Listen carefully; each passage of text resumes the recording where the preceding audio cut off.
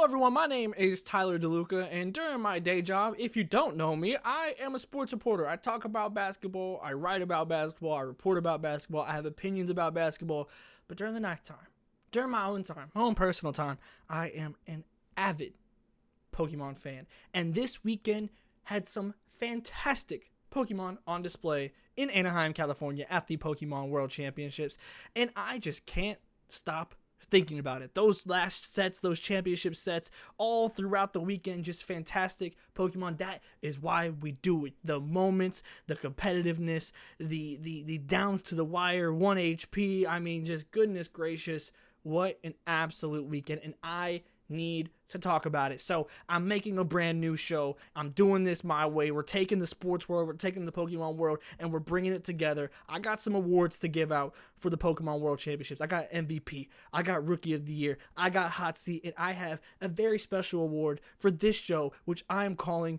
the Scoreboard. Gliscor always uses a Toxic Orb. Who is going to get the Toxic Orb? You got to wait till the end of the video to find out. But let's get into it for the very first episode of the Scoreboard.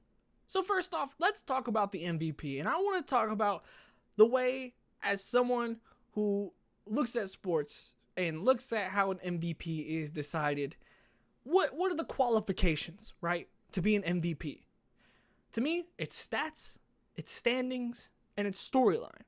And to me, one Pokemon above any of them have this, and it's a pretty clear answer, frankly, in my opinion.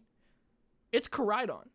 So let's talk about Koraidon, and let's talk about the journey it's been on. Let's break these things down. First off, the stats. Look, you don't got to convince anybody about the stats. Not anymore. And we'll talk more about that in the storyline part. You don't got to convince anyone about the stats, whether it be the Terrifier and hitting you with Flame Charge or whatever it may be, right? And getting that speed up and just absolutely rocking you, whether it be Collision Course or Close Combat with those fighting type moves, just doing ridiculous damage. And there was obviously the multiple sets that you saw, whether it be Life Orb, whether it be Clear Amulet, whatever it may be, right? You saw these all across the tournament. But the one thing that was constant was that there was some damage being put up by these legendary Pokemon, and it was absolutely massive all the way across the entire tournament, right? So you don't got to worry about the stats, and you certainly don't need to worry about the standings, because not only is it a world champion, because it is, but it's a world champion runner-up, and it's top 4.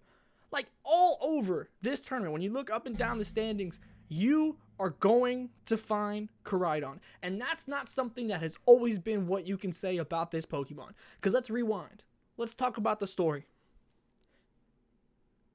In a lot of ways, Miraidon, who was a world champion last year, was always said to be the better legendary.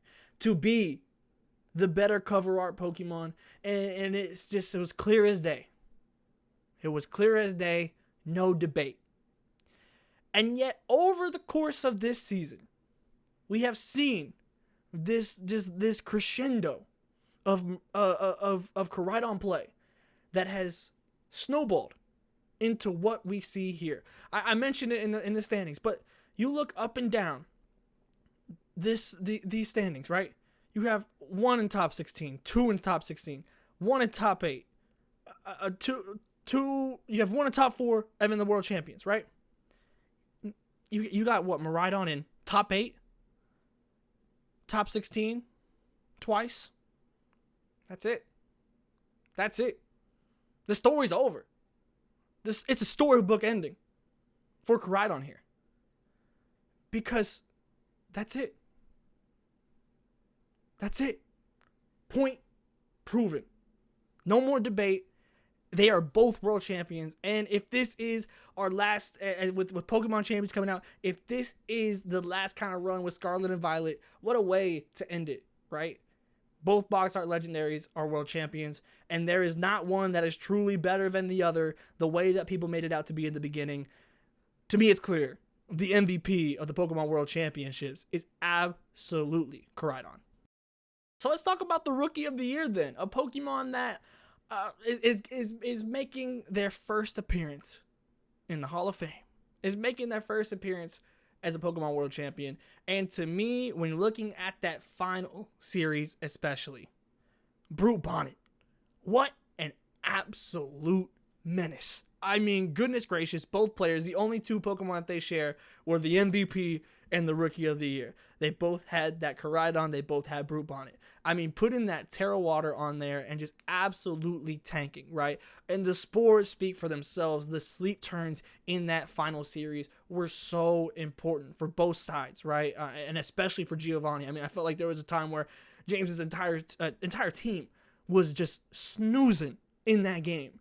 And for Brute Bonnet to be able to not only apply that pressure in terms of the spore pressure, but also the sucker punches, like we're genuine threats, and we're packing a little bit of oomph behind them at times, you know, and especially against that Calyrex Shadow Rider on James's end, right? Like the pressure of that sucker punch was very, very real and very present the entire time during that game. Brute Bonnet, to me, has not been a Pokemon that you see a ton of. When you look up and down this ranking, you know how many Brute Bonnets there are? In Top Cut, there's 2. First place and second place. If that isn't Rookie of the Year, I don't know what is. I mean, goodness gracious, what a series. Hold on. Amoonguss would be the younger brother, but like it's way past. So like Brute Bonnet's really like the ancestor of Amoonguss. For the ancestor of Amoonguss, for Amoonguss to be the absolute just monster that it is in its own right, Brute Bonnet showing up and doing it like this was awesome to see. It's clear to me, Rookie of the Year goes to Brute Bonnet. Now the hot seat. So if you're unfamiliar with like when you're thinking about hot seat, right? What does that mean? To me in the sports term, normally that goes to a coach or a general manager that needs to get their act together. Okay, and it's basically if your seat is warming up, there is a question that has to be asked. What are you prepared to do about it? What are you going to do to change what is happening right now and make it in your favor and cool that seat off? So who is on the hot seat? Goddammit, the rest of the world. Because I'm feeling patriotic. Every champion going to the United States of America. I mean, goodness gracious, this country is not one I am normally very proud of at a lot of times. But you put us in a competition and you put that red, white, and blue flag, you can hook it up to my veins. The patriotism flows through me. I can't help it. I can't.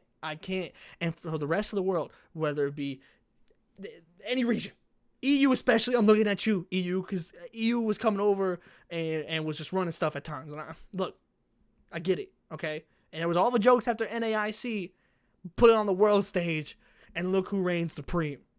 The United States. Again, normally I'm not very patriotic, but you gave me something to win.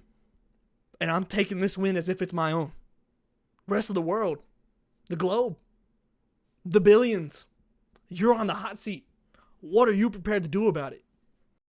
And lastly, the Toxic Orb. To me, there was only one Pokemon that could get this award. And I think it's pretty clear, right? Who was the most toxic at this tournament? That little painter. Smeargle. I hate Smeargle. I don't like it one bit. I have never seen a Pokemon on stream have such plot armor, honestly. Such plot armor. The entire time. The entire time. Anytime it needed to switch the mood up, right? Get the right boost. Oftentimes that speed boost, I swear, every time it needed it, it was there.